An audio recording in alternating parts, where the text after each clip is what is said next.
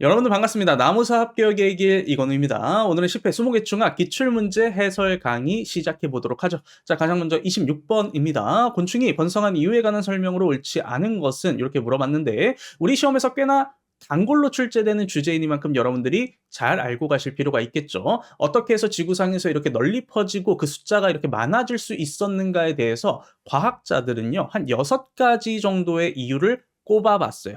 뭐냐면 외골격, 작은 몸집, 비행 능력, 번식 능력, 변태, 환경 적응 능력 이렇게 한 6가지의 요인들을 가지고 있기 때문에 곤충이 번성을 할 수 있었다라는 거죠. 자, 그중에서도 가장 마지막에 제가 말씀드렸던 이 환경 적응 능력을 보게 되면 곤충의 특징이 뭐죠? 상대적으로 생활사가 매우 짧습니다.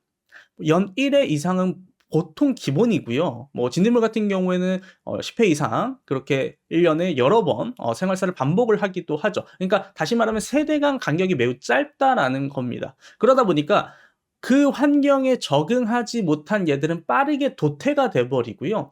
그리고 계속해서 번식을 하고 세대가 계속해서 반복이 되다 보니까 어떤 환경 변화가 일어났을 때 그 변화에 빨리빨리 적응하더라라는 겁니다. 그러니까 우리도 사실 사람도 그렇잖아요. 무슨 세대 하면서 그 세대가 지날 때마다 그 사회적인 상황에 조금 젊은 사람들이 조금 어린 세대들이 빠르게 적응하는 그런 측면이 있는 것처럼 마치 그런 것처럼 곤충에서도 세대 간 간격이 짧게 반복이 되니까 어떤 외부의 환경 변화가 일어났을 때도 조금 어린 개체들이 빠르게 그 환경에 적응을 해내더라라는 겁니다. 좀 이해가 되셨을까요? 그래서 다시 말씀드리면 적응하지 못한 얘들은 빨리 도태돼 버리고 그 새로운 환경이나 이런 것들에 적응을 하기 위해서 돌연변이가 일어난다라는 거죠. 일어나지 않는 게 아니라 돌연변이가 일어나기 때문에 곤충에서는 그 많은 종들의 다양성이 증가했다라고 볼 수가 있겠습니다. 요거를 단적으로 좀 쉽게 설명할 수 있는 내용이 바로 요 내용인데요. 바로 화학 살충제에 대해서 저항성을 발달시키는 내용이에요. 만약에 곤충이 돌연변이가 일어나지 않았다라고 하면 지금처럼 살충제가 다양하게 있을 필요가 없겠죠. 뭐 약발 잘 드는 애들 몇 개만 있으면 계속 걔네들만 반복해서 쓰면 되니까. 근데 왜 이렇게 막 수십 가지의 작용 기작과 수백 개의 뭐 유효 성분, 살충제 유효 성분 이런 걸 왜 연구하고 개발을 하냐면 계속해서 곤충은 돌연변이가 일어나서 기존에 쓰던 살충제가 말을 듣지 않기 때문이에요. 그죠? 자, 그래서 5번에 도태나 돌연변이가 일어나지 않는다라는 거는 완전히 틀린 설명이 되겠다. 따라서 26번에 옳지 않은 보기는 5번 요렇게 체크를 해볼 수가 있겠죠. 자, 이어서 2번 보기도 한번 같이 보도록 하겠습니다. 식물과 공진화하여 표현이 좀 어려운데요. 공진화라는 건 같이 진화한다 약간 그런 느낌이에요.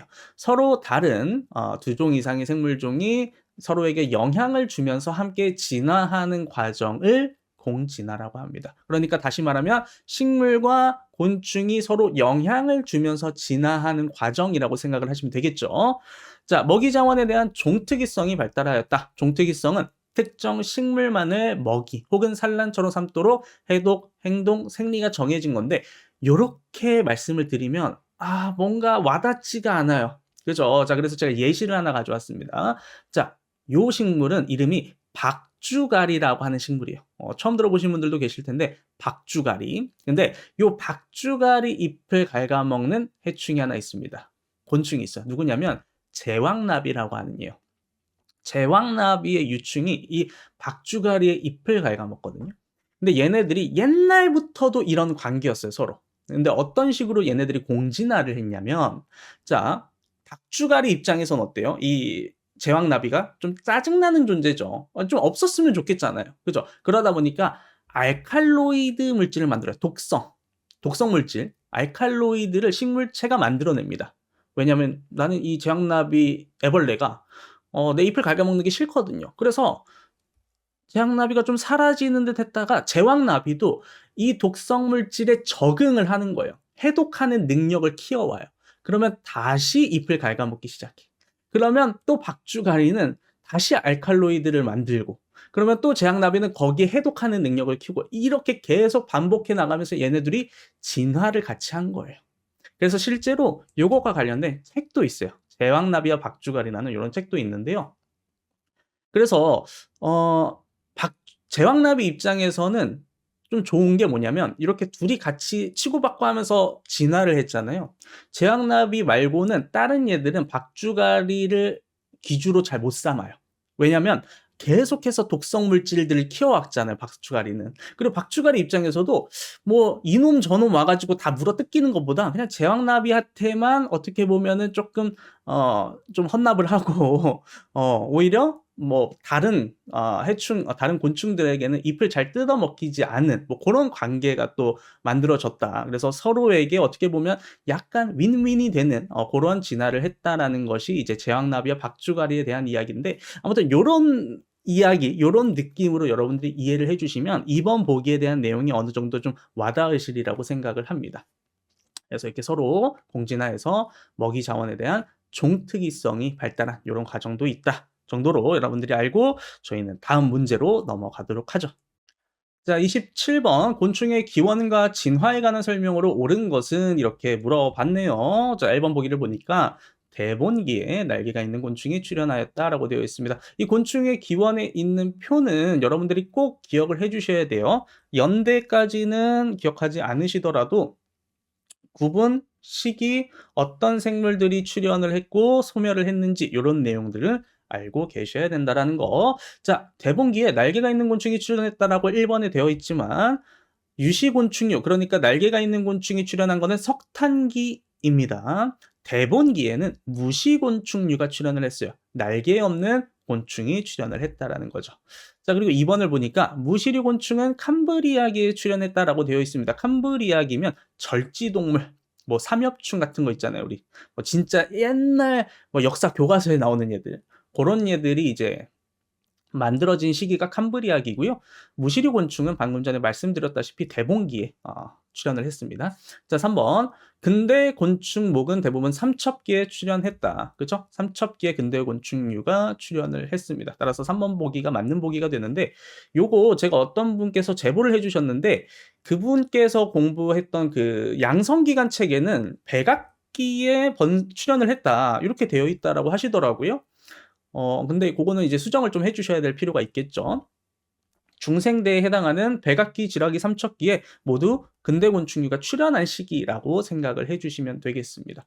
근데 아마 다음 문제는 요게 또 나올 것 같아요. 근대 곤충류가 출현을 한 거는 나타난 건 중생대인데요. 번성하기 시작한 거. 우리 아까 전에 뭐 번성 요인으로 외골격, 뭐 변태 능력, 그죠? 환경 적응 능력 해가지고 막 번성을 했다라고 했잖아요. 그 번성을 한 시기는 중생대가 아니라 신생대예요.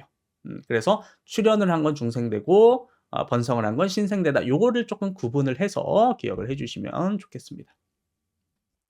자, 다리가 6개인 절지동물류는 모두 곤충강으로 분류한다라고 되어 있지만 우리가 내구강이라고 하는 속입틀류가 있거든요. 여러분들 아시는 뭐 납바리목, 존무치목, 톡톡이 뭐 이런 얘들이 있잖아요. 톡톡이목에 속하는. 요런 얘들은 다리가 6개지만 곤충강으로 분류가 되지는 않습니다. 그래서 틀린 보기예요. 기본적으로 머리 덮개 안에서 잎틀이 안쪽으로 그러니까 머리 안쪽으로 잎틀이 열려 있는 형태가 이제 속잎틀류인데 얘네들은 이제 좀 고대, 되게 원시적인 그런 쪽으로 이제 분류가 되죠. 곤충강 같은 경우에는 잎틀이 머리 덮개 밖으로 나와 있어야 됩니다. 그래서 잎틀이 안쪽에 있는 얘는 곤충강이 아니고 바깥으로 나와 있어야 곤충강으로 분류를 하고 있다. 다리가 6개인 걸로 곤충을 분류하는 것은 아니다라는 거 알고 가시면 되겠고요. 자, 5번.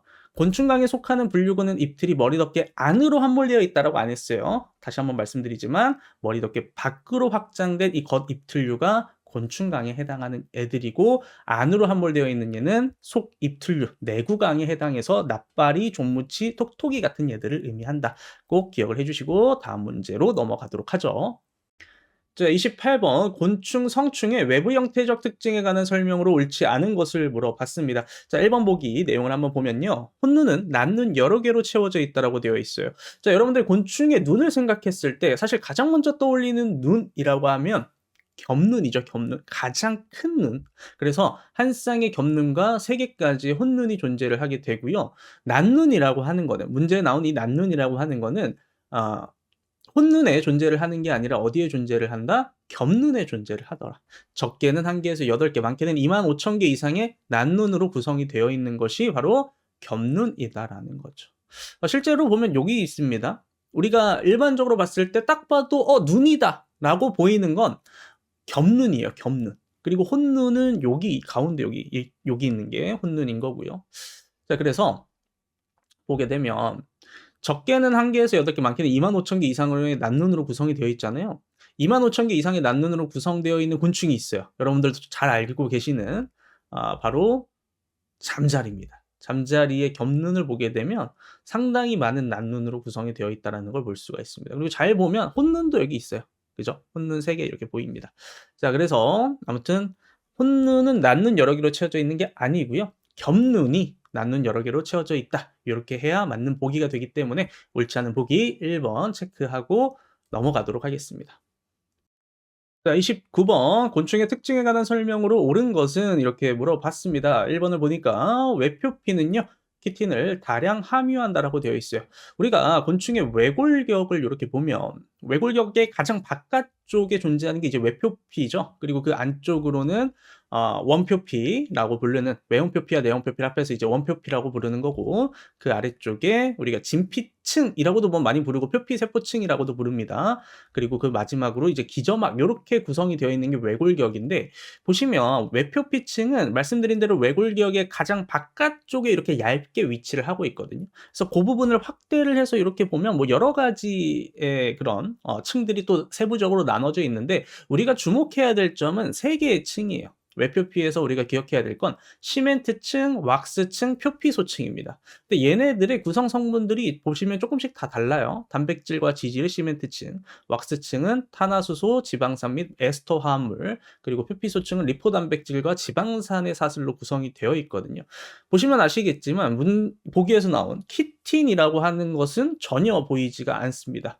왜냐하면 키틴은 어디에 있냐? 아까 전에 보셨던 원표피에 있어요. 원표피층에 보시면 키틴의 미세 섬유와 함께 얇은 방막축으로 놓여 있는 곳이 이제 원표피이기 때문에 키틴을 다량 함유하고 있는 곳은 외표피가 아니라 원표피다. 이렇게 표현을 해야 맞는 보기가 되겠죠.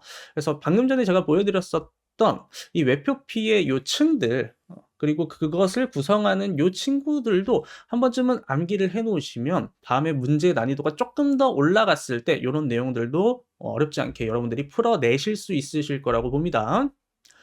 자, 1번은 해결을 했고, 2번 메뚜기류의 고막은 앞다리 널쩍마디에 있다라고 되어 있는데, 일단 고막기관은요 현음기관에 속해요. 현음기관이라고 하면 무릎 아래 기관, 고막기관, 존스턴 기관, 이렇게 3가지가 있죠. 그래서 고막기관 쪽을 보면 곤충들마다 이 고막기관이 위치해 있는 곳이 다 다릅니다. 보시다시피 뭐 노린제목 일부는 가슴에 있고요. 문제에서 나온 메뚜기류 같은 경우에는 복부에 고막이 존재를 하더라. 따라서 2번 보기도 틀린 내용이 되겠죠. 자, 3번 중추신경계는 뇌와 앞가슴샘이 신경색으로 연결되어 있다가 아니고, 중추신경계는 뇌, 식도 아래 신경절, 복부 신경색, 뭐 복부 신경색을 복면 신경색이라고도 합니다. 이렇게 3개가 연결되어 있는 게 맞는 설명이 되겠습니다. 그래서 3번도 옳지 않은 보기고요. 자, 4번 순환계는 소화관의 아래쪽에 위치하며 대동맥과 심장으로 되어 있다. 일단 순환계는요 대동맥과 심장으로 되어 있는 것은 맞아요. 하지만 소화관의 아래쪽에 위치하지 않습니다. 심장과 대동맥이 소화관의 등 쪽에 있어요. 그렇기 때문에 우리가 이거를 등혈관이라고 부르거든요. 그림을 좀 집중해서 봐주세요. 그림을 보면 이 등 쪽에 위치를 하고 있죠. 그죠? 그래서 이 심장과 대동맥 같은 경우에는 소화관 아래쪽이 아니라 위쪽, 등 쪽에 위치를 하고 있다. 이렇게 기억을 해주시면 되겠습니다. 자, 5번 기관계에서 바깥쪽 공기는 기문을 통해 곤충의 몸 안으로 들어간다. 그렇죠? 보시면 이렇게 보면 기문을 통해서 산소는 들어가고 이산화탄소는 나가는 걸 볼 수가 있어요. 그래서 곤충의 몸 안으로 들어가고 몸 안으로 들어오는 이 산소를 포함하고 있는 공기는 요쪽 기관지와 기관 소지를 통해서 세포까지 이렇게 공급이 되는, 이게 마치 어떻게 보면은 이게 뭐 미세한 근육 요런 것들이 이렇게 쫙 퍼져 있는 느낌이랄까요? 갑자기 이름이 미세혈관처럼 모세혈관. 기억났어요. 모세혈관처럼 이렇게 쭉 퍼져 있는 느낌입니다. 그래서 옳은 보기 5번 이렇게 체크를 해주시고 넘어가시면 되겠죠. 여기서 쓰였던 기문이라는 표현, 기관지, 뭐 기관소지 이런 것들 용어들 잘 기억을 해두시고 넘어가시면 되겠습니다. 자, 30번입니다. 곤충 분리학 용어에 관한 설명으로 옳지 않은 것은 이라고 하는 문제인데 조금 문제가 클래식하죠. 고전스럽습니다. 차라리 곤충에 대한 진짜 분류에 대해서 물어봤다라고 하면은 조금 더 우리가 편했을 텐데 분류학에서 쓰이는 용어에 대해서 물어봤기 때문에 아마 되게 많이 낯서실 거예요. 저도 이게 사실 대학교 때 몇몇 교수님들이 요 분류를 되게 중요시 여기시는 교수님들이 있어가지고 그때 열심히 공부했었던 기억이 나는데 이게 들어가면 들어갈수록 내용이 조금 더 복잡스럽고 암기해야 될 것들이 정말 많습니다. 그래서 제가 여러분들께 그걸 공부하는 걸 추천드리지는 않고요. 제가 설명드리는 내용 정도, 우리 시험 합격을 위해서는 그 정도만 알고 가시면 될 것 같아요. 혹시라도 나 곤충 분류학 되게 관심 있어. 아마 그러신 분 없겠지만 관심 있어 하시면 나중에 합격하고 나셔서 그때 또 공부를 하시면 되니까요. 자, 아무튼 1번 속명과 종명을 라틴어로 표기한다. 우리 라틴어 아마 보셨을 겁니다. 이탈릭체라고 해가지고 이렇게 좀 이렇게 기울여져 있는 꼴 있죠. 보시면 이게 속명이고 이게 종명이 되는데 이렇게 항상 속명과 종명은 이탈릭체로 이렇게 기울여서 쓰고요. 요거 이제 학명이라고 우리가 부르죠. 자, 계문, 강목, 과속종의 체계로 이루어져 있다. 보통은 이제 사실은 요 순서로 부르진 않고 종속과목 광문계라고 하는 순서로 많이 부릅니다. 그래서 이거는 곤충뿐만이 아니라 뭐 어떤 식물이건 동물이건 생물을 분류할 때 기본이 되는 7개 분류 체계, 단계인데요. 종이 가장 작은 단계이고 그것부터 해서 속, 과목, 광문계로 가면 갈수록 더 큰 범위로 간다라고 생각을 하시면 되겠습니다. 그래서 요 7개 체계로 이루어져 있다라는 것도 맞는 설명이 되겠고요. 자, 3번 명명법은요. 국제동물명명규약에 규정이 되어 있어요. 이거는 우리나라만 하는 게 아니라 국제적으로 세계적으로 이렇게 이름을 짓자라고 약속을 한 겁니다. 근데 예를 들어서 여러분들이 이 세상에서 아무도 발견하지 못한 곤충을 예를 들어 발견을 했다고 쳐봅시다. 그러면 여러분들이 최초로 발견을 했기 때문에 신종을 여러분들이 발표할 수 있어요. 여러분들이 딱 나가가지고 이거 제가 발견한 겁니다라고 하고 이제 뭐 발표를 할 수 있단 말이죠. 자, 그때 그러면 그 종이 되는 내가 발견한 곤충을 보여줘야 될 거 아니에요. 나 이런 곤충 발견했습니다. 보여줘야 될 거 아니에요. 그러면 그때는 반드시 한 개체만 완모식 표본이라는 걸로 설정을 하게 됩니다.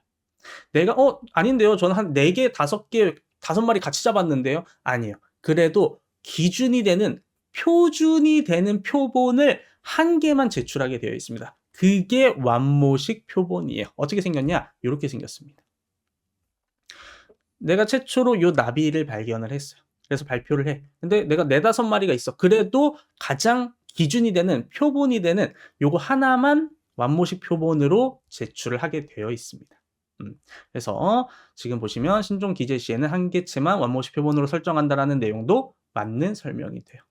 자, 그리고 이제 5번인데 종결 어미는 과명에서 이내이고 악과명에서는 이대이다라고 되어 있죠. 근데 이게 서로 반대입니다. 과명에서 이대고 악과명에서 이내. 그래서 옳지 않은 보기가 5번인데 사실 요런 문제는 좀 틀리셨더라도 자책하지 않으셔도 됩니다. 그래서 조금 정리를 해서 보여드리면 이렇습니다. 국제동물명명규약 기준을 보게 되면 상과 같은 경우에는 5이대로 끝나고요. 나머지는 뭐 2대, 이내, 이니, 이나 이렇게인데 그냥 간단하게 대내, 니나 뭐 이렇게 암기하시면 어떨까요? 순서대로 대내, 니나 이렇게 끝난다. 요 이상으로 더 깊게 들어가면 많이 복잡해지기 때문에 요 정도 우리 시험에서 물어본 정도만 확인하고 넘어가도록 하죠. 자, 31번 제시된 특징의 곤충 분류근 목은 이렇게 물어봤는데 자, 쭉 보기를 보다 보니까 단위 생식을 한다라고 되어 있어요. 그렇죠? 두 번째, 주로 단위 생식을 하며 독립 생활을 한다. 근데 이제 단위 생식이라는 게 수컷 생산 단위 생식하고 암컷 생산 단위 생식이 있거든요. 그래서 굉장히 많은 종들이 거기에 다 해당을 하기 때문에 사실 요것만 보아서 맞추기는 어렵고요. 다른 보기를 보니까 잎을 가해하더라. 그리고 수간부를 섭식하더라. 그러니까 잎을 가해하는 거는 식엽성일 수도 있고 흡집성일 수도 있지만 여기서 섭식이라는 표현을 했기 때문에 이건 뭐예요? 갉아먹는다. 식엽성 해충을 의미하는 거겠죠. 자, 그리고 잘 보면 대발생이라는 표현도 나옵니다. 아, 얘는 수간부에서 잎을 섭식하면서 단위 생식을 하는 얘구나. 딱 보니까 뭐예요? 대벌레죠, 대벌레.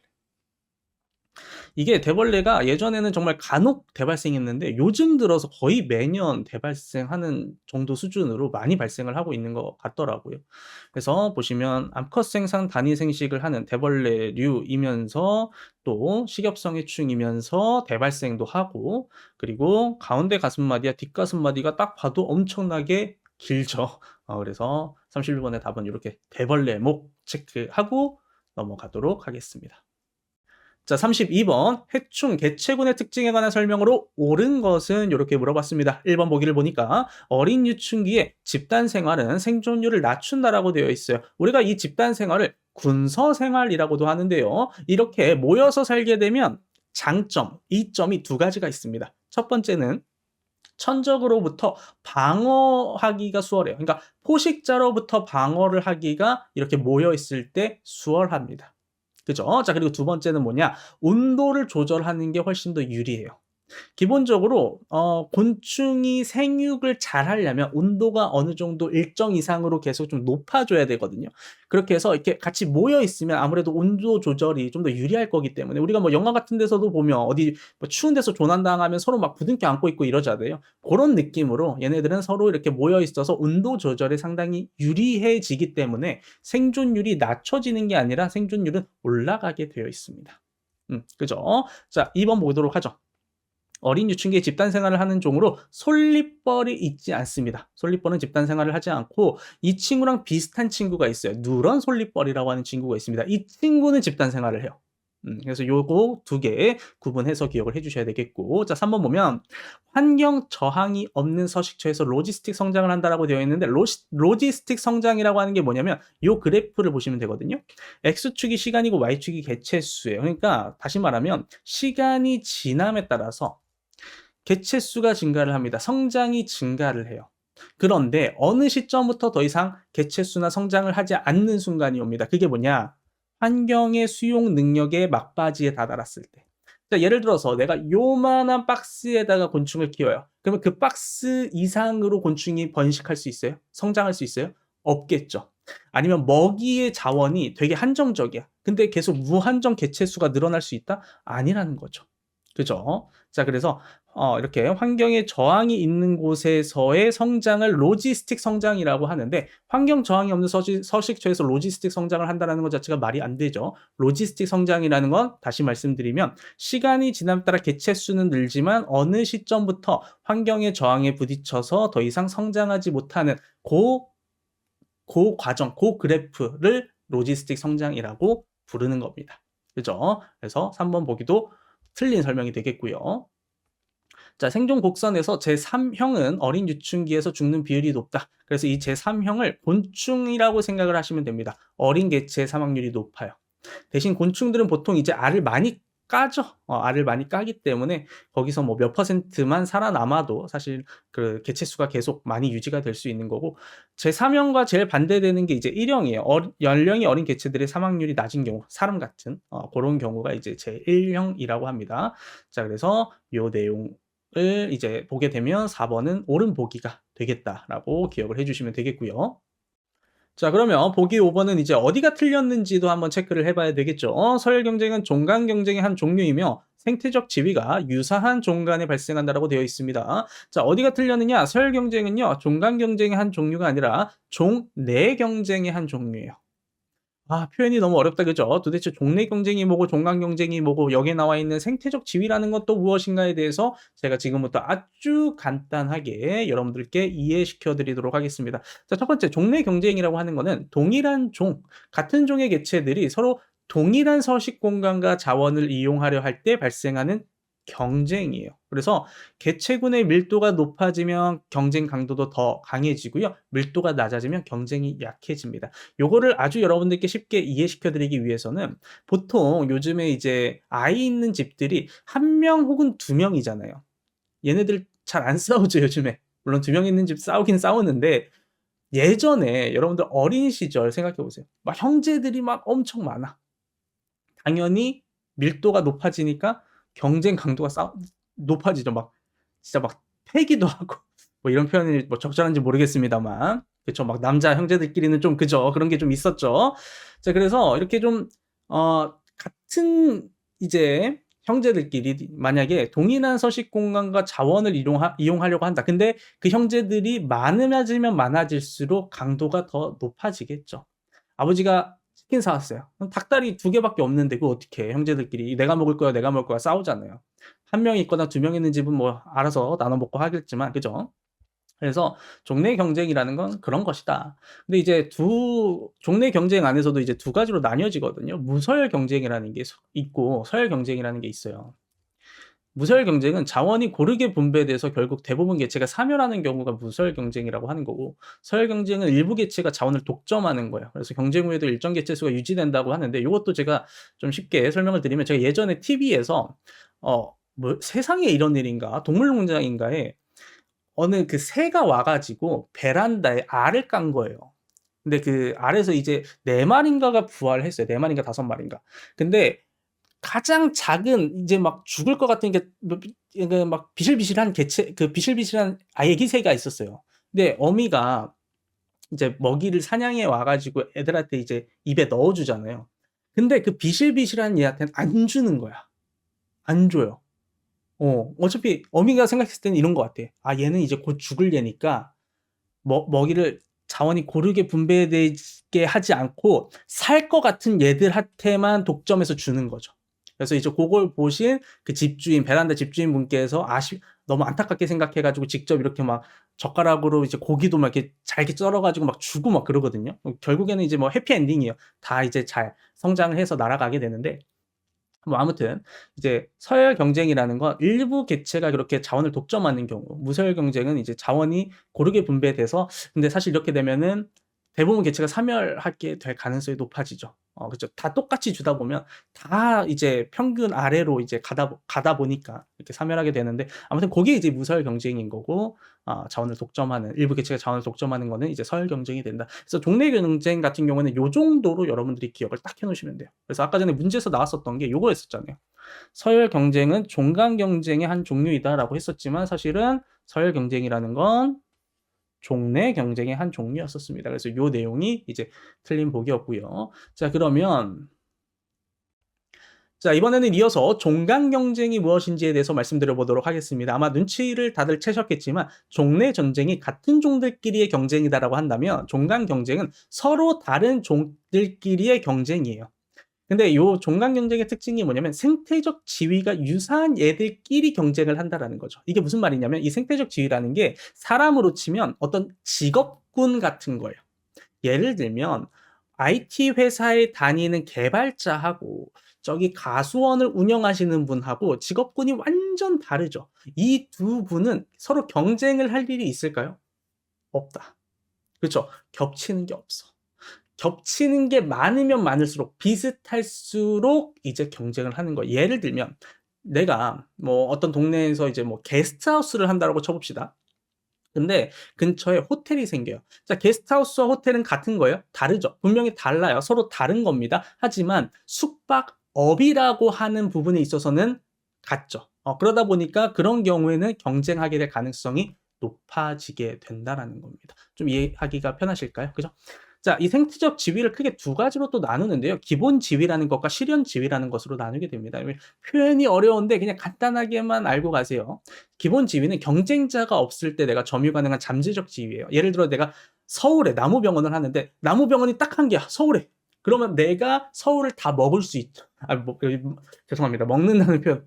서울 시장을 제가 차지할 수 있겠죠? 그러면 그게 이제 기본 지위예요. 잠재적인 거. 자, 실현지는 뭐예요? 근데 실제로 그럴 수는 없죠. 뭐 저만 나무명을 하는 거 아니니까. 실제 경쟁 상황에서 내가 차지할 수 있는 파이 고 정도를 이제 실현 지위라고 하는 겁니다. 그래서 뭐 요런 것들이 있다 정도만 알고 가시면 우리 시험에서 나오는 경쟁에 관련된 것들은 여러분들이 다 어느 정도 해결하실 수 있지 않을까 생각이 드네요. 아무튼 좀 해설이 길었는데 32번 관련된 내용은 여기까지 하고 다음 문제로 보도록 하겠습니다. 자, 33번 곤충의 신경계에 관한 설명으로 옳지 않은 것은 1번 보니까 신경계에서 호르몬이 분비된다. 그쵸? 조금 더 정확하게 하면 신경계에 있는 신경분비 세포가 호르몬을 분비하게 됩니다. 2번 뇌에 신경절 두 쌍이 연합되어 있다라고 하지만 아닙니다. 뇌는 3개의 신경절이 연합이 되어 있는 거예요. 따라서 2번이 틀린 보기이다. 자, 3번 볼까요? 말초신경계는 운동신경과 체벽에 분포한 감각신경을 포함한다라고 되어 있습니다. 실제로 말초신경계 같은 경우에는 운동 뉴런, 감각 뉴런을 포함하고 있다. 운동, 감각. 그죠? 맞는 설명이 되겠고 4번. 신경계는 감각기를 통해 환경 자극을 전기 에너지로 전환한다. 그렇죠? 그래서 전기적 신경 연접, 화학적 신경 연접이 있는 것이고 우리가 막전이라고 해서 이런 것들이 신경이 전달이 될 때 이렇게 활동 전이 같은 게 발생을 하게 되는 이유도 바로 이 전기 에너지로 전환이 되기 때문이다라고 이해를 하시면 되겠습니다. 자, 마지막 5번. 내장 신경계는 내분비 기관, 생식 기관, 호흡 기관 등을 조절한다라고 되어 있어요. 그렇죠? 맞는 설명입니다. 이 보기에서 빠져 있는 거는 장이 하나 빠져 있네요. 그래서 장까지도 조절할 수 있다는 거 같이 알아두시면 되겠죠. 대표적으로 이 네 가지를 담당하는 것이 내장신경계다. 따라서 33번 옳지 않은 보기 2번 체크하고 빠르게 넘어가도록 하죠. 자, 34번 곤충의 내분비계에 관한 설명으로 옳지 않은 것은 이라고 하는 문제인데 우리가 3번 보기를 보니까요. 앞가슴샘은 유충과 성충에서 탈피 호르몬을 분비하는 내분비 기관이다라고 되어 있어요. 실제로 앞가슴샘이 탈피 호르몬을 분비하는 것은 맞습니다. 자, 근데 어디에다가 주냐면 유충이 탈피할 수 있도록 그래서 번데기가 될 수 있도록 하고요. 번데기에서는 우화될 수 있도록 분비를 한 겁니다. 성충에서는 탈피 호르몬을 분비할 필요가 있다 없다? 없다라는 거죠. 자, 그래서 3번 보기에서 성충에서 탈피 호르몬을 분비하는 내분비 기관이다라고 하는 내용이 틀리게 된 겁니다. 이해되셨죠? 자, 따라서 옳지 않은 보기 3번이 되게 되는 것이고 자, 그러면 이 앞가슴샘은 성충이 되면 어떻게 되느냐? 퇴화됩니다. 곤충이 성충이 되면 앞가슴샘은 퇴화돼서 더 이상 탈피하지 않도록 해주게 된다라고 기억을 해주시면 됩니다. 자, 34번은 그래서 이제 옳지 않은 보기 3번만 보고 넘어갈 건데요. 나머지 보기들이 그냥 단순 암기 형태여서 따로 말씀드리지는 않겠지만 항상 이렇게 그냥 제가 넘어가는 보기들 중에서 혹시라도 여러분들이 궁금하신 내용이 있으면 언제든지 질문 주시면 제가 빠르게 답변 드릴 겁니다. 뭐 이메일 주셔도 되고요. 아니면 저희 뭐 강의 사이트 1:1 질문 게시판 요런 데다가 글 올려주셔도 돼요. 가능하면 뭐 이메일이나 질문 게시판에 글을 올려주시는 게 좋은 이유가 뭐냐면 제가 바로바로 이렇게 사진 같은 걸 첨부해 줘야 될 때가 있거든요. 그러면 이제 사진을 첨부해서 설명을 또 해드릴 수가 있으니까요. 혹시라도 질문 주실 분들은 그쪽을 통해서 이제 질문을 주시면 감사하겠습니다. 자, 34번의 정답 3번 체크하고 넘어가도록 하죠. 자, 35번 곤충과 온도의 관계에 관한 설명으로 옳은 것은 이라고 하는 문제인데 자, 이 문제 같은 경우에는 사실 좀 어려운 편에 속하는 문제다라고 볼 수가 있을 것 같아요. 왜냐면 암기해 놨어야 될 사항들이 조금 많거든요. 제가 보기를 하나씩 여러분들에게 보여드리면서 어떤 부분을 암기를 하셔야 되는지 하나씩 말씀드리도록 하겠습니다. 자, 1번 온대 지역에서의 고온치사 임기 온도는 35도이다라고 되어 있는데요. 실제로 35도라고 하는 온도는 발육한계 고온도고요. 고온치사 임계 온도는 50도라고 보시면 되겠습니다.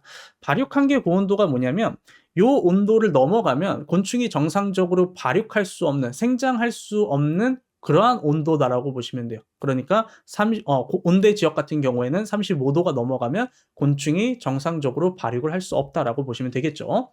자, 그리고 고온치사 임계 온도라는 건 말 그대로 곤충이 이제 이 50도라고 하는 온도를 넘어가게 되면 죽기 시작할 수 있는 온도. 어떻게 보면 생존할 수 있는 가장 높은 온도를 이제 50도라고 보고 있는 거죠. 그래서 50도가 넘어가면 치사 고온대라고 해서 곤충이 죽기 시작하는 온도다라고 보시면 되겠습니다.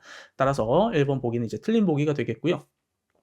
적산 온도 법칙은 고온 임기의 온도를 초과한 높은 온도에서 적용을 하지 않습니다. 적산 온도라고 하는 건 결국에는 이 곤충이 정상적으로 발육할 수 있는 온도, 그걸 이제 우리가 유효 온도대, 저온대라고 하거든요. 그래서 발육한계 저온도와 발육한계 고온도 사이에 그 유효 온도대를 적용을 해서 적상 온도 법칙을 이제 설명을 하는 거죠. 적용을 하는 거죠. 자, 3번. 발육 속도는 해당 온도 구간에서 발육 기간의 역수로 계산한다. 우리가 발육 속도를 다른 말로 하면 발육률이라고도 하잖아요. 보시면 발육 기간 분의 1이에요. 그러니까 발육 기간의 역수를 취했다라는 걸 볼 수가 있습니다. 요거는 여러분들이 암기를 내가 해놓지 않았으면 사실은 풀기가 굉장히 어려운 문제였다. 정답은 3번 이렇게 체크를 하시면 되겠고, 혹시라도 내가 몰랐었다라고 한다면 요런 내용들, 그 온도와 관련해서 이제 뭐 발육률을 계산한다든지 0.온도, 뭐 발육 0.온도 계산하는 그런 공식들은 여러분들이 평소에 좀 암기를 해 놓으셔야 되겠습니다. 자, 4번. 유효적산 온도는 평균 온도에서 발육 0.온도를 뺀 다음에 그거를 이제 발육 기간으로 계산을 한다. 뭐 이렇게 되어 있는데요. 실제로 보게 되면 평균 온도에서 발육 0.온도를 빼는 것까지는 맞아요. 근데 그 발육 기간을 나누는 게 아니고요. 지금 보기에서처럼 나누는 게 아니라 곱하는 겁니다. 여기 지금 사이가 생략이 돼 있는 거죠. 아무것도 표시가 안 돼 있으면 곱하기입니다. 그래서 평균 온도에서 발육 0.온도를 뺀 다음에 경과 이를 곱해주면 유효적산 온도를 구할 수가 있다. 4번 보기는 그 나누셈 때문에 틀린 거고요. 5번. 발육 0.온도는 실험 온도와 발육 속도의 직선 회귀식으로 얻은 기울기를 절편 y값으로 나눈 것이다. 일단 표현을 되게 어렵게 해놨어요. 사실 이게 본질을 보고 보면 그렇게 어려운 내용이 아니거든요. 근데 문장만 보면 되게 어렵게 되어 있어요. 제가 그래서 좀 어려운 버전으로도 좀 설명을 드려보고요. 나중에 쉬운 버전으로도 말씀드려볼게요. 자, 일단 직선 회귀식이라고 했으니까 아까 전에 우리가 발육률 구할 때 그 공식, 요거를 그대로 가져와 볼게요. 직선 회귀식이 있죠. 여기서 기울기가 누굽니까? 기울기. T 앞에 있는 요거 A. 그죠? Y절편은 B. 그죠? 자, 모르셔도 돼. 우리 수학 좀 놓은 지 오래됐다. 손. 모르셔도 돼. 제가 뒤에서 좀 쉬운 버전 또 말씀드릴 거예요. 그래서 기울기 A, Y절편 B인데 발육 0.온도라는 게 뭐예요? 발육률이 0이 되는 거죠. 그러면 발육률을 0으로 두면 이렇게 식을 바꿀 수 있다. 맞아요. 자, 그러면 요거를 왼쪽으로 넘겨볼게요. 넘기면 어떻게 돼요? 마이너스 AT는 B다. 그러면 양변을 마이너스 A로 나눠주게 되면 발육 0.온도는 마이너스 A분의 B가 되죠. 자, 그러니까 다시 말하면 Y절편인 B를 기울기로 나눈 거죠. 그리고 음수를 취한 게 발육 0.온도인 거예요. 자, 다시 한번. Y절편 값을 뭘로 나눈 거예요? 기울기로 나눠서 음수를 취한 게 발육 0.온도라고요. 그래서 이런 식이 만들어진 겁니다. 이런 식이 발육 0.온도로 만들어진 거예요. 근데 지금 보기에 보니까 기울기를 절편 Y 값으로 나눈 것이다라고 했으니까 이게 틀렸다라는 거죠. 그죠? 자, 나는 지금까지 설명한 거 잘 모르겠고 쉬운 버전으로 말씀해달라. 자, 절기음 이렇게 해보십시오. 절기음. 절편을 기울기로 나눈 값의 음수가 발육 0.온도입니다. 뭐라고요? 발육 0.온도는 절기음. 절편을 기울기로 나눈 값의 음수가 발육 0.온도다. 이렇게 암기하고 넘어가시면 되겠죠. 이거 식 유도하는 것까지는 제가 봤을 때 모르셔도 될 것 같아요. 혹시나 뭐 요거 어려워서 잘 모르시겠다 하시면 아마 대부분은 다 아시리라고 믿지만 혹시나 난 이거 좀 오래돼서 잘 모르겠다 하시는 분들은 그냥 패스하시고 요것만 암기해 가셔도 충분히 우리 시험에서 나오는 발육 0.온도 관련된 내용은 다 해결하실 수 있으시리라고 믿고, 자, 35번의 정답 아까 전에 3번 체크했었던 거 그대로 가져가고 넘어가도록 하겠습니다. 자, 36번입니다. 딱정벌레 목과 벌목의 특징에 관한 설명으로 옳지 않은 것은 이라고 하는 문제인데 이 문제는 그냥 패스하시면 됩니다. 풀려고도 시도하지 마시고요. 요거를 제 해설 듣고 나 이거 더 공부해가지고 다음 시험번에 이거 비슷한 문제 나오면 맞춰야지 라는 생각도 버리세요. 절대 풀지 마십시오. 왜 그런지는 설명을 드릴까요? 그쵸, 설명은 드려야 되겠죠. 자, 일단 보기 1번까지는 괜찮았어요. 바구미과는 나무조막과와 긴 나무조막과를 포함한다. 실제로 앞털뭉뚱 나무좀 우리 교과서 기본서에 나오잖아요. 그 친구가 바구미과 나무조막과고요. 광릉림 나무좀이 바구미과 긴 나무조막과거든요. 그래서 1번 보기는 맞는 보기인데 2번부터 이제 문제가 발생을 합니다. 딱정벌레목에 다식암목이라는 게 있어요. 이거 혹시 아시는 분? 저 솔직하게 말씀드릴게요. 몰랐습니다. 이거 모를 만도 한 게요. 딱정벌레 목에는 엄청나게 많은 분류군들이 쭉쭉 있어요. 그중에 다식 아목은 풍뎅이 아목이라고도 불리는데요. 거기 보면 잎벌레 상과가 있습니다. 잎벌레 상과. 거기에 보면 하늘속과가 있고요. 풍뎅이 하목에 풍뎅이 상과가 있어요. 하늘소가 있고 풍뎅이 상과 있고. 근데 딱정벌레과는 어디 있냐면 딱정벌레 목에 식육 아목이라고 하는 데 있습니다. 다식 아목이 아니라 식육 아목이라고 하는 데 있어요. 그래서 2번이 틀린 보기입니다. 자, 요거 풀 수 있는 제가 봤을 때 이 문제는 찍어서 맞추는 거 말고는 사실 풀 수 있는 방법이 딱정벌레 목을 다 암기를 해놨다? 말이 안 되거든요. 근데 선생님 딱정벌레 목 이거 이 정도 암기하면 뭐 하죠. 할 수 있습니다. 그럼 벌목도 할 수 있으세요? 나비목은? 나머지 애들 그거 다 어떻게 하려고요? 못합니다. 요거는 우리 출제하신 교수님께서 틀려라. 요거 좀 틀려서 점수를 좀 우리가 알맞게 다 고득점이 나오면 안 되잖아요. 적절하게 줄여주시기 위한 교수님의 마음이 담긴 문제다. 그렇게 여기시고 패스하십시오. 예, 요거는 말이 안 됩니다. 그래서 36번 요렇게만 보고 생각도 하지 마시고 넘기시면 됩니다. 자, 37번 곤충의 주성에 관한 설명으로 옳지 않은 것은 이렇게 나와 있습니다. 보기를 쭉 보니까 무슨 양성 주강성, 양성 주풍성 이렇게 나와 있는데 사실 양성은 보통 생략해서 써요. 그냥 뭐 주강성이라고 하면 양성 주강성을 의미합니다. 그래서 빛에 반응을 해서 빛을 향해 가는 거예요. 그 자극을 향해 가는 거예요. 주화성이라고 하면 뭐예요? 화학물질 냄새에 반응해서 그 화학물질 냄새가 나는 쪽으로 가는 거예요. 그게 주화성. 뭐 생략된 걸 풀면 양성 주화성 이렇게 쓸 수가 있겠죠. 그래서 주성이라는 건 자극으로 향하는 거, 그걸 이제 양성이라고 하고 자극에서 멀어지는 거를 음성이라고 합니다. 자, 그러면 이렇게 한번 제가 퀴즈를 내볼게요. 주수성이 물에 대한 반응이잖아요. 주수성. 자, 그러면 음성 주수성은 뭘까요? 음성 주수성. 물과 멀어지는 거예요. 물 쪽으로 가지 않는 게 음성 주수성일 거고 주수성이라고 하는 거는 물 쪽으로 가려고 하는 성질을 주수성 혹은 양성 주수성이라고 하는 거죠. 이해되셨습니까? 자, 그러면 제가 한 가지 더 퀴즈를 내볼게요. 주지성이라는 건 중력 방향에 반응을 하는 거거든요. 자, 그러면 요거는 뭘까요? 주지성이라고 하는 거는 중력이니까 땅 아래쪽을 향해 가는 거죠. 그죠? 자, 근데 보기 3번을 보니까 뭐래요? 중력에 반응하여 식물체 위로 기어 올라간다. 그러면 식물체 위로 기어 올라가는 건 중력 방향이에요? 중력 반대 방향이에요? 중력 반대 방향이죠. 그러니까 이거는 양성 주지성이 아니라 뭐다? 음성 주지성이 되는 거다. 따라서 3번 보기 틀린 보기이기 때문에 체크하고 넘어가도록 하겠습니다. 자, 38번 곤충의 적응과 휴면에 관한 설명으로 옳지 않은 것은 이라는 문제고요. 1번을 보니까 암컷성충만 월동하는 곤충도 있다. 그쵸? 여러분들이 너무나도 잘 알고 있는 곤충 중에 이런 곤충이 있어요. 바로 모기. 모기 같은 경우는 이제 암컷성충으로만 월동을 하거든요. 그래서 맞는 보기고 2번 적산온도 법칙은 휴면기간 중에도 적용한다라고 되어 있지만 일단은 휴면이라는 게 뭐예요?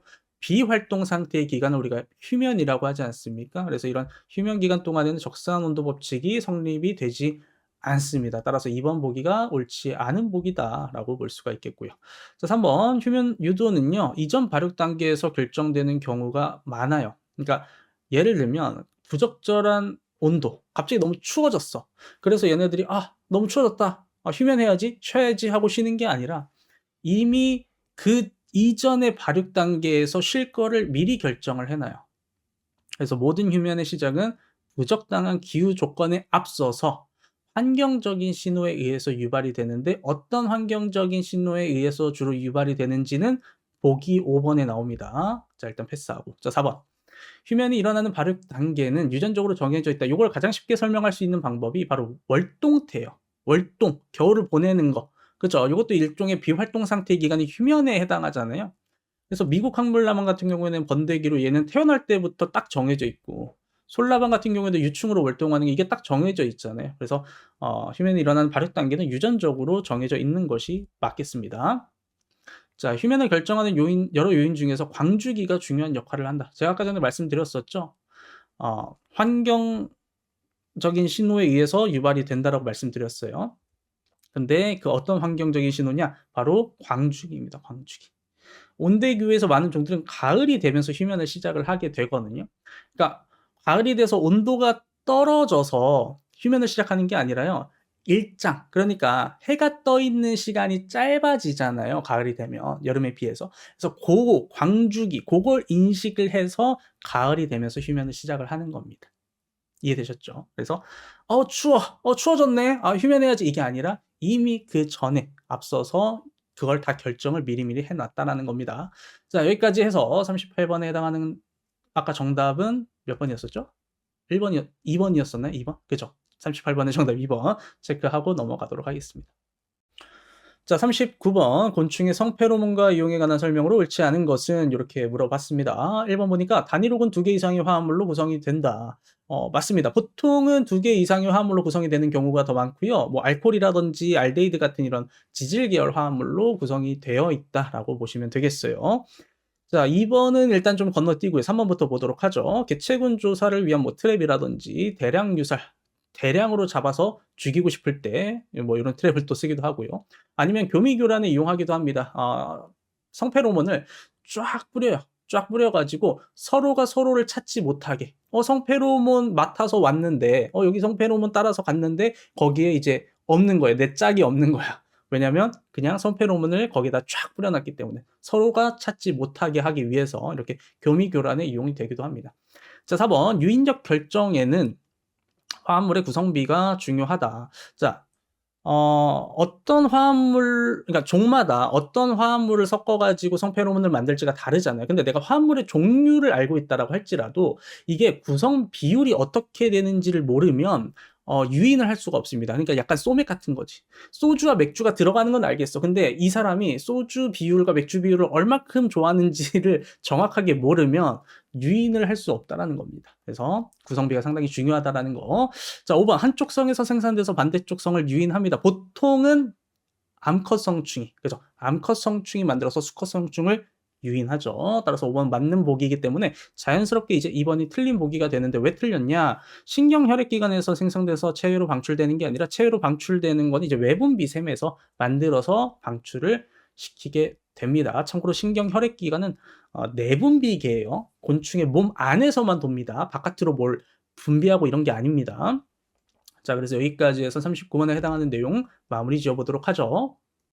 자, 40번입니다. 천공성 해충과 충형 형성 해충을 옳게 나열한 것은 이라고 하는 문제고요. 우리가 천공성 해충부터 먼저 보게 되면 2번에 있는 개호동 명나방, 5번에 있는 묘카 명나방을 제외하고는 모두 다 천공성 해충에 해당을 하고 충형 형성 해충 같은 경우에는 외발톱면충, 외줄면충, 큰팽나무의 떼죽납작 진딧물까지가 충형 형성 해충에 해당을 하겠습니다. 따라서 정답은 3번인데 아마 다른 건 다 아셨어도 이 외발톱면충은 좀 모르셨을 분들이 많으실 것 같아요. 왜냐면 기본적으로 기본서에 없는 그런 해충이기도 한데 이 외발톱면충은요. 외줄면충처럼 같은 면충류에 들어가고 느티나무나 느릅나무에서 충형을 형성한다 정도까지만 알려져 있어요. 그거 말고 뭐 나머지 생활사라든지 이런 것들이 알려져 있는 해충은 아니다 보니까 아마도 많은 분들이 모르셨을 거라고 생각을 합니다. 자, 그래서 3번.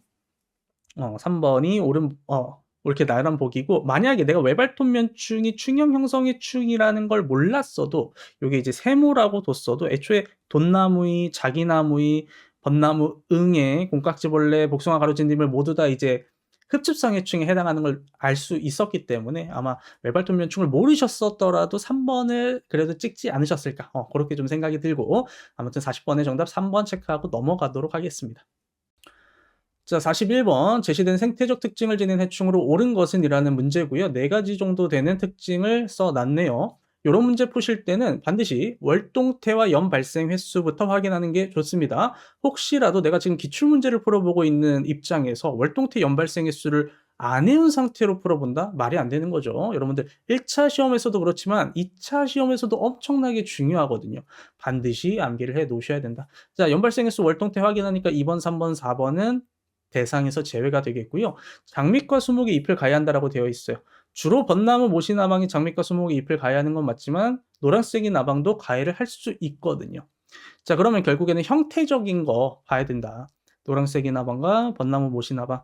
세 번째와 네 번째 특징이 설명하고 있는 거. 검고 가는 털이 있다. 검은색 세로줄이 여러 개 있다. 뭐에 대한 설명이에요? 벚나무, 모시나방에 대한 설명이다. 따라서 41번의 정답은 5번이 되겠죠. 참고로 노란색이 나방 같은 경우에는 느릅나무, 단풍나무, 벚나무류 등 다양한 수종의 잎을 식해 하는데 벚나무류가 이제 장미과에 들어가기 때문에 노란색이 나방도 이제 후보가 될 수 있었던 거고요. 여러분들이 반드시 2차 시험을 결국에는 합격을 해야 나무사를 최종적으로 그 자격을 얻을 수 있는 거니까 2차 시험을 합격하기 위해서는 평소에 이렇게 좀 해충 이미지 같은 것들, 병의 이미지 같은 것들을 같이 공부를 해 놓으시는 게 무조건적으로 좋습니다. 네이버 지식백과에 나무 병 해충 도감을 치시면 여기서 무료로 다 사진을 볼 수가 있거든요. 온라인상으로. 아니면 이 책을 직접 구매하셔도 좋습니다. 제가 추천하는 도감책 중에 하나인데 굉장히 사진 퀄리티도 좋고 설명도 잘 되어 있기 때문에 요런 거 1차 준비하면서 같이 공부를 해 놓으셔야 1차 시험 끝나고 2차 시험 보실 때 준비하실 때 훨씬 더 남들보다 유리한 조건에서 준비를 하실 수 있다라는 말씀 드리면서 41번 정답 5번 체크하고 넘어가도록 하겠습니다. 자, 42번 해충의 외래종 여부 및 원산지의 연결이 옳은 것은 이렇게 물어봤네요. 자, 1번 매미나방 같은 경우에는 지금 외래종이 아니죠. 보통 이제 아시아권하고 유럽이 원산지, 원산지라는 표현이 좀 뭐 정확한지 모르겠습니다만은 아무튼 매미나방 같은 경우는 이제 외래종이 아니기 때문에 1번 정답이라고 볼 수가 있겠고 솔리폭파리 같은 경우에는 이제 외래종이잖아요. 1929년 일본에서부터 이제 들어왔기 때문에 외래종 여부가 동그라미가 되어 있어야 되는데 X였기 때문에 틀렸고요. 밤나무 혹발 같은 경우에도 마찬가지로 이제 외래종이기는 한데 요건 이제 일본에서 유입이 됐습니다. 별박이 자나방 같은 경우에는 외래종이 아니고요. 마지막으로 갈색날개 매비충 같은 경우에는 외래종이기는 한데 미국이 아니라 중국에서 유입이 됐기 때문에 틀린 보기 따라서 42번의 옳은 보기는 1번이 되겠습니다. 자, 43번 벚나무류 해충의 가해 및 피해 특징에 관한 설명으로 옳지 않은 것은 이라는 문제고요. 1번 보기 보니까요. 사사키 이폭진딧물이라고 하는 얘가 나오네요. 자, 사사키 이폭진딧물 어떤 해충이죠? 어떻게 가해를 합니까? 그죠? 충형을 형성한다. 어떤 식으로 충형을 만들어요? 흡집을 통해서.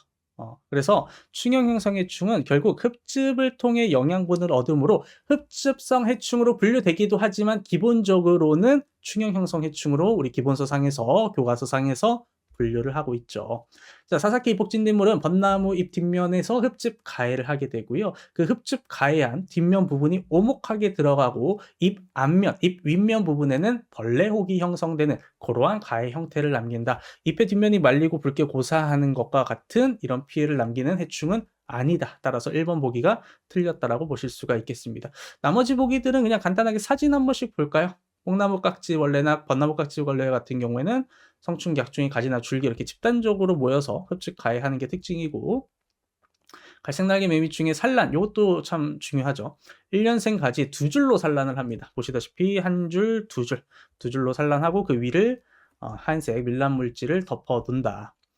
자, 난방차 주머니는 인맥 사이를 가해하는데 구멍을 뚫어서 가해를 합니다. 유충이 인맥 사이에 구멍을 뚫고 가해하는 좀 그런 특징이 있어요. 그리고 원통형 이런 주머니를 만들기도 합니다. 자, 마지막 복숭아 유리나방 같은 경우에는 수피를 뚫고 들어가서 이렇게 형성층 부위를 가해하죠. 수피 안쪽에 있는 형성층 부위를 가해하는 것이 복숭아 유리나방이다. 그래서 벚나무류 해충 중에 특히나 크게 문제가 되고 있는 게 복숭아 유리나방도 있는데요. 그 천공성 해충 중에 혹시 여러분들 벚나무 사양하늘소라고 아시죠? 그래서 그 두 개가 천공성 해충 중에서 이제 벚나무로 해서 피해를 좀 크게 주는 그런 해충이다라고 보시면 되겠습니다.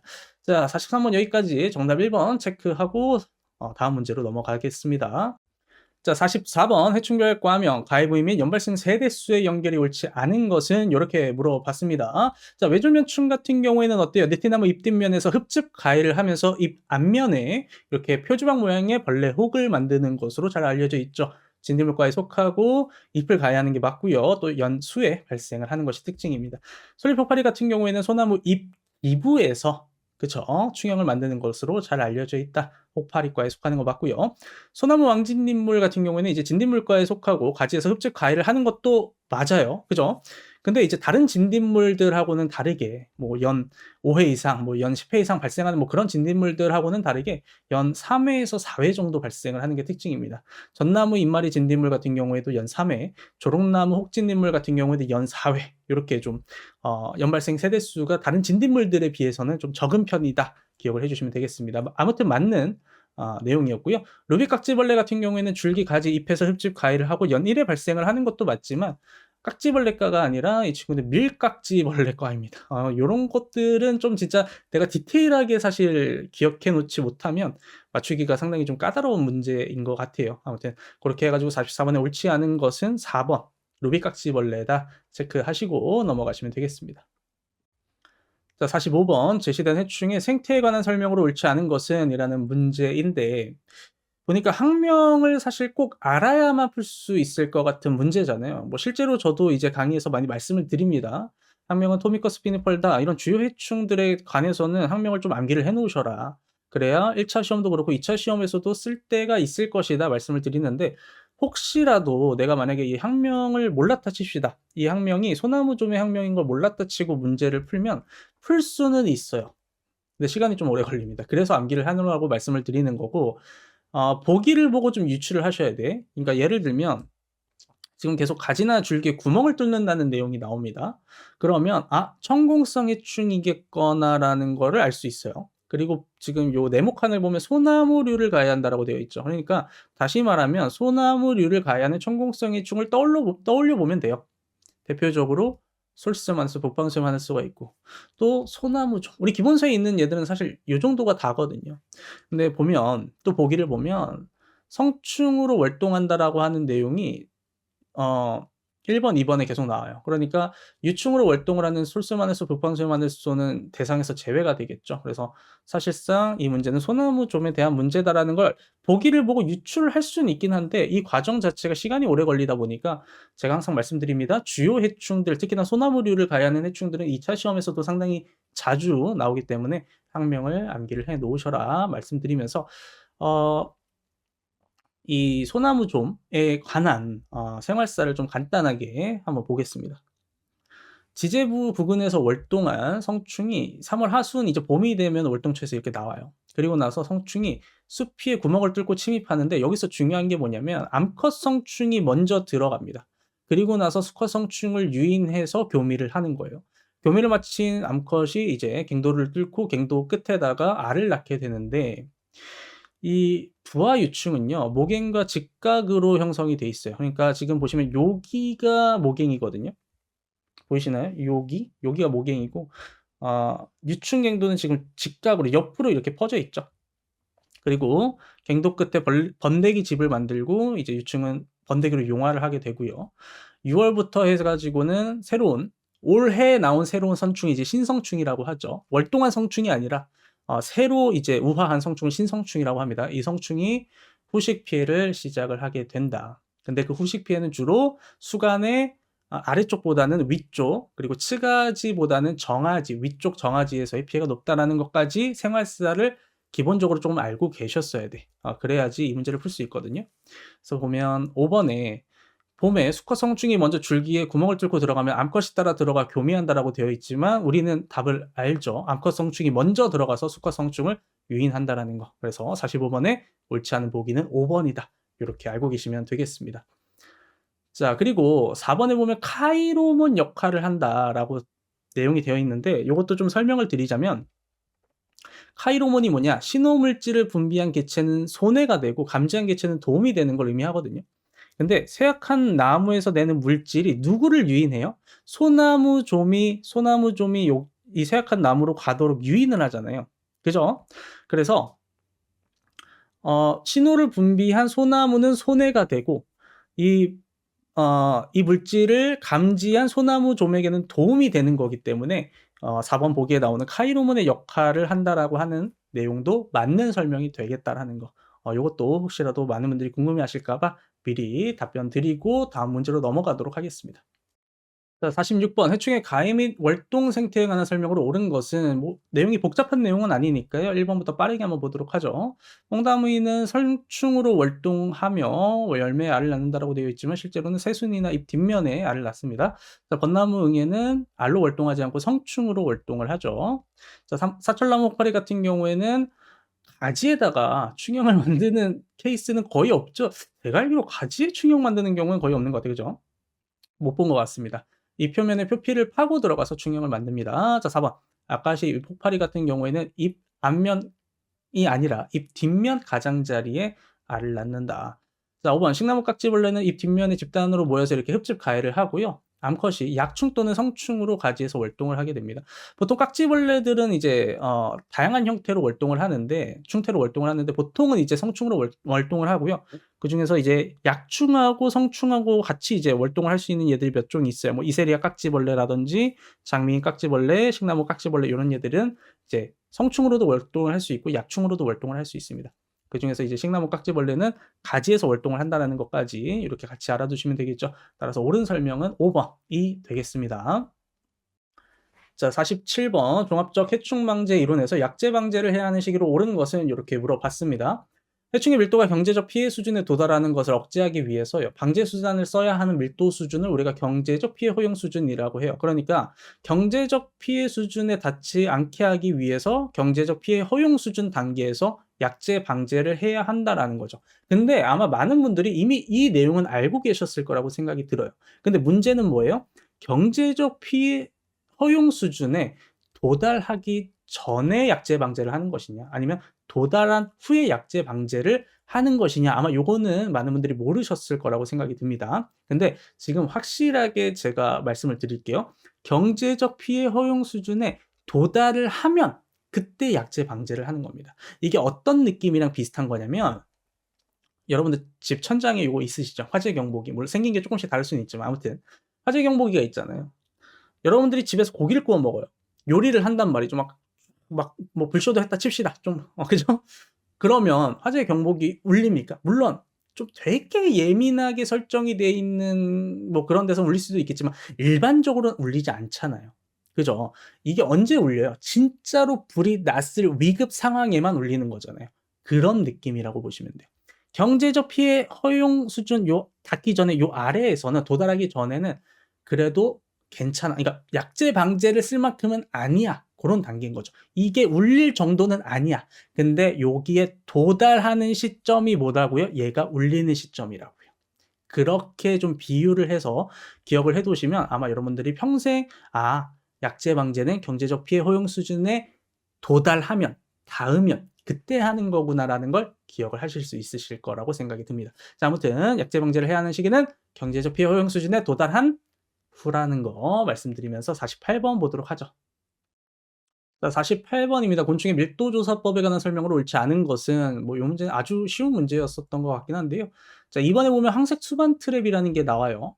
보시다시피 물이 들어있는 황색 수반, 노란색 이런 접시에다가 날아드는 해충을 채집하는 겁니다. 그래서 계면활성제를 좀 섞어 놓으면 이제 곤충이 물속으로 가라앉거든요. 벌목 곤충이나 뭐 진딧물 잡을 때 이런 것들을 이제 주로 사용을 하게 되는데 지금 설명을 보니까 무슨 끈끈이에 포획한다 이런 게 나오죠. 그건 끈끈이 트랩에 관한 내용입니다. 따라서 옳지 않은 보기는 2번이니까 빠르게 넘어가도록 하죠. 자, 49번입니다. 해충과 천적의 연결이 옳지 않은 것은 우리 시험에서 종종 출제가 되는 이런 천적 연결 문제인데 요거는 결국에 내가 평소에 암기를 해 놓지 않으면 사실 풀 수 없는 그러한 문제죠. 자, 근데 보면 이번에 복숭아 유리나방의 천적이 남색 긴꼬리 존벌이라고 되어 있지만 남색 긴꼬리 존벌은 밤나무 혹벌의 기생성 천적이기 때문에 옳지 않은 보기는 2번이다. 그래서 요거 같은 경우에는 여러분들이 평소에 좀 정리를 해 놓으시고 암기를 해 놓는 방법밖에는 없겠습니다. 자, 마지막 문제로 넘어가도록 하죠.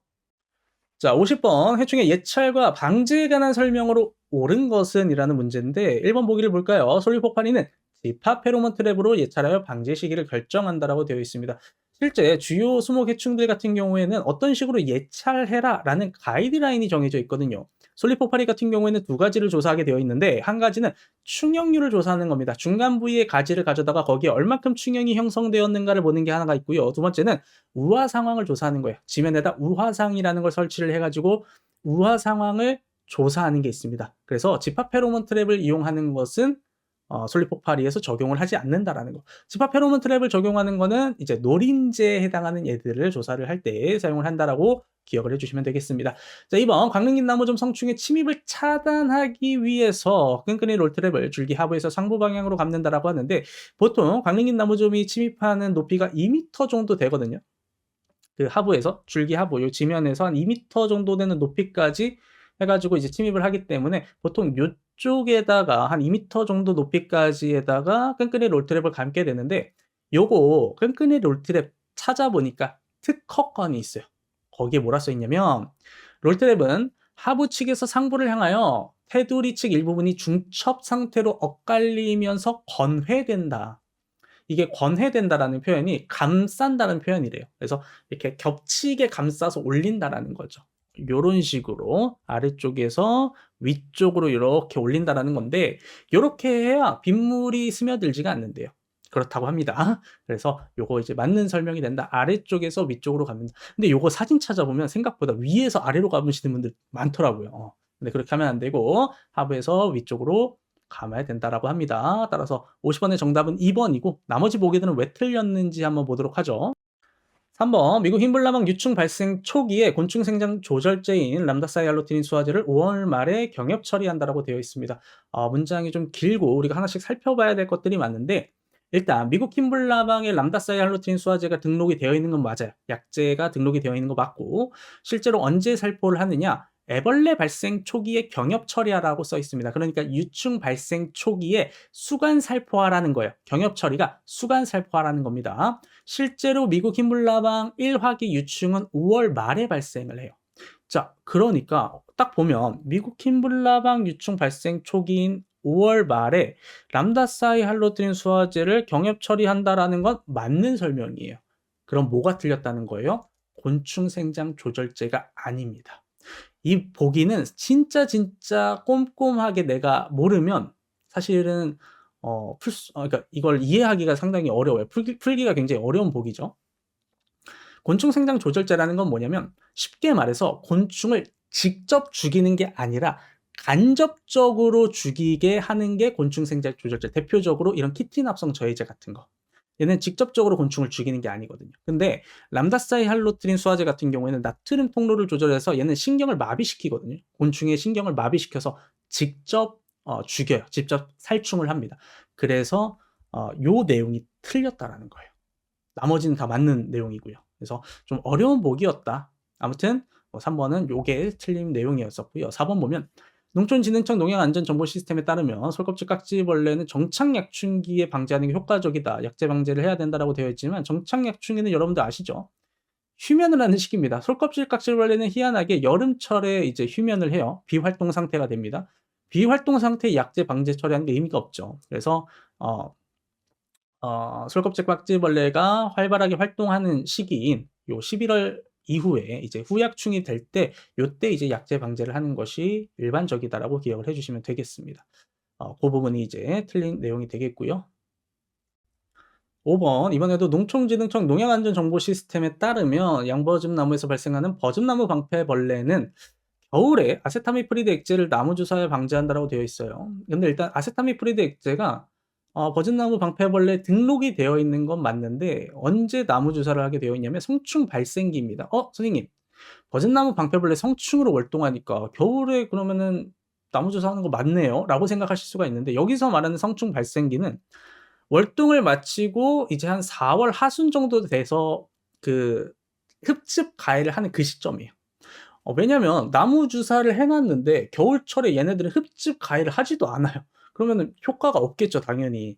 그래서 성충이 이제 월동을 마치고 흡집 가해를 하려고 하는 그 시점, 보통 4월 하순, 그때 나무 주사를 하게 되어 있습니다. 근데 산림청의 어떤 자료에 의하면 6월 중순경에 이제 약제를 주입해라라는 내용이 있는데, 저는 뭐 요거는 내용이 좀 정확하진 않은 것 같고요. 제가 생각했을 때는 버즘나무 방패벌레가 이제 월동을 마치고 본격적으로 가해하는 4월 하순 그 시기에 이제 나무 주사를 실시하는 것이 바람직하다라고 봅니다. 그래서 아무튼 그 내용이 틀렸다라고 보시면 되겠고, 이번 10회 수목의 충학 해설 강의는 여기까지 진행하도록 하겠습니다. 여러분들 정말 수고 많으셨고요. 다음 시간에 뵙도록 하죠. 감사합니다.